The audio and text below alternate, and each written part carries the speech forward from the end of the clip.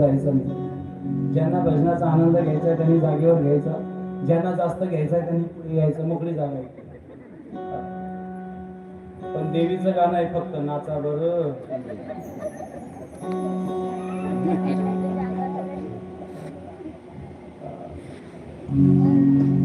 घ्यायचं आहे ना. हो.